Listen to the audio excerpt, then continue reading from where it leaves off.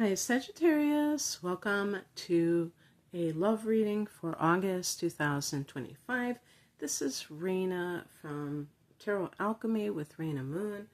You can find out more about my work at my main channel where I do a lot of astrology called Raina Moon Astrology. I also do some tarot there too.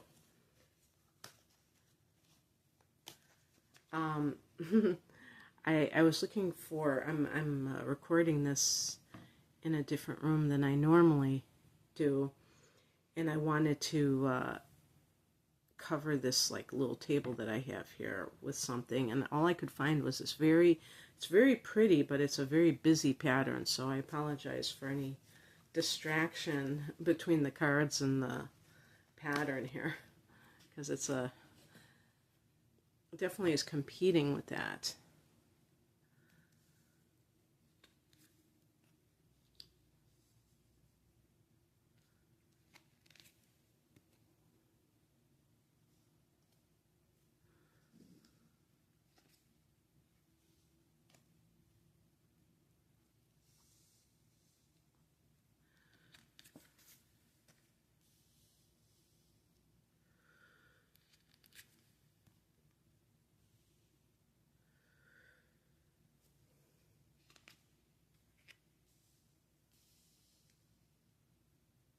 Pick an additional card. I don't end on... Okay. These two cards I'm going to put here. These are clarification cards. And this one I picked first. Okay. So the heart of the matter is the Strength card. For people who are single, this can mean that you have been enduring something, and that might have been very stressful, but it was like, what do they say, the diamond that is, getting, I don't know the phrase, but you know what I mean, it's being refined and all of that good stuff, and it only makes you stronger to have to deal with the challenges that you've dealt with. For, if you're in a relationship currently, because I'm looking at the past position card, which gives information about the themes of what may have occurred before that have led to the current circumstances. We have the Ace of Swords, and this is a card of kind of breaking through denial, breaking through confusion, to be able to see the truth. This is the sword of truth for what it is, and then be able to take action. So that, to me, a lot of times in relationships for this context, would suggest somebody who maybe was in denial that their partner was cheating, or that their relationship as a whole was not working for them. And so that was keeping them stuck, because sometimes you blame yourself, and we definitely should, acknowledge that we're part of that relationship. We're not just, even if we think that the other person is the perpetrator, we're still part of that dance. So it's not to say that we absolve ourselves of all of that, but not to take responsibility for the relationship.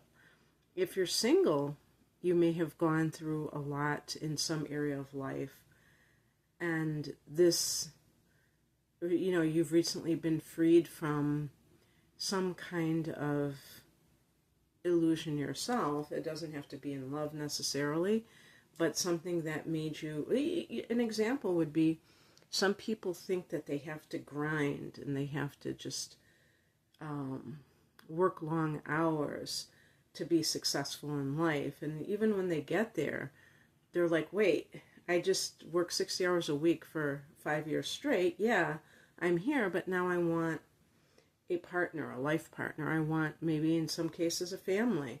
And I realize that it's not just about the financial or the status aspect of how I'm going to feel successful in life. It's going to be on my terms. And I need to be able to have as much freedom as possible. That's something that Sagittarians really care about.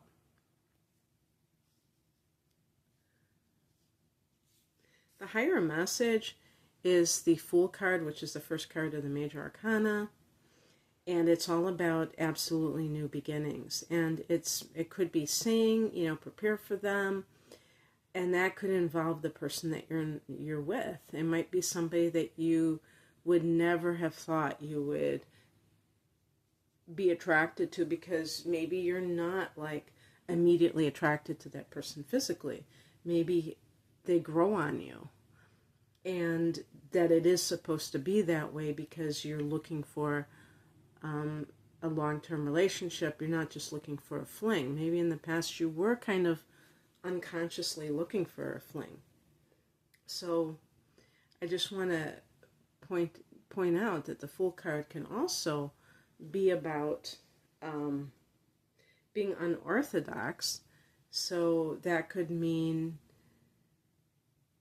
like living your life in a way that is more suitable for you.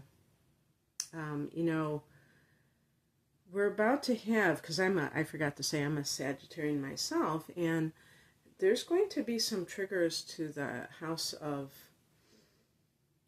career for Sagittarius on August 22nd, and I hear conflicting things, but I think that, I've heard that the new moon, which by the way is at 0 degrees of Virgo, falling in the career sector of Sagittarius, is a black moon, which gives its manifestation powers that much more. It's two new moons in a month, but then there's going to be a second one in Virgo on September 21st, and that's going to be at 29 degrees. So you have the 0 degree and the 29th degree. And that is, I've heard that called the black moons. But, not both of them at the same time. So maybe they both qualify. The point is that this is really significant because this is happening for Sag in the career sector, which is one of the major areas, and that can affect all of your life. It could affect, like the Fool card could be that you decide to just go on. Maybe you're not even interested in career right now. You want to travel, or you want to step out of that paradigm. Maybe you're going to work for yourself. So it's not to say that the 10th house wouldn't be important still for you, but it's on your terms, because the Fool card is really this sense of individuality. And there is, I'm doing this reading for August, and that is a time when the eclipses can be already influential in our lives. So understand that this isn't like a premature conversation. This is something that could be in full effect for some of Sagittarians in the month of August. And just in general, it's this idea of not conforming to society's version of what's the perfect partner. Maybe for you, the perfect partner is like a hippie, is like someone who is like really just dropped out of society and living off grid, and maybe that's your version of the perfect life partner, and everyone around you can't understand what you see in that person. And so this is when you have to stand up for yourself. I'm not talking about saying anything to other people, but you have to decide within yourself what you're going to be influenced by. What crosses you is the Four of Pentacles. This almost suggests to me, for people who are coupled, that financial security is one of the reasons why you were with that person. Not to say just in a calculating way, but that's what first impressed you by that person. Maybe they were very sensible when you felt that you needed that kind of grounding. Maybe they're like a literal earth sign. The earth signs are connected to Pentacles because it's earth matters. So Taurus, Virgo, or Capricorn. My bet is on the Virgo, of those three signs.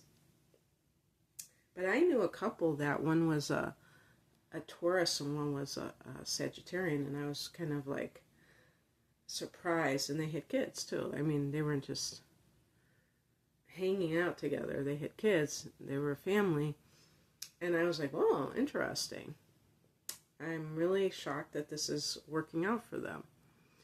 But it's much deeper than the sun signs for sure. What's coming in is the World card. This is the last card of the Major Arcana. So I got the first card and the last card. Oh, before I just want to reiterate about this card is that if you're single, this could be like chasing money and not having time for other things in life. So the World card is about the end of an era. And, if you're married, for instance, sometimes those relationships last a season. They don't last a whole lifetime. Even if you have kids, even if it's been 30 years. And how do you handle that? How do you accept that? Is it something that, creates this sense of like, that's unacceptable. I have to do whatever I can to make something work and all of this. Or do you allow yourself to see the signs? And it's right under the Ace of Swords. So it's like really having clarity of mind, enough to see what is right in front of you. The outcome, and I really didn't have to pick another card because in this context it wouldn't have been so negative. The Three of Swords.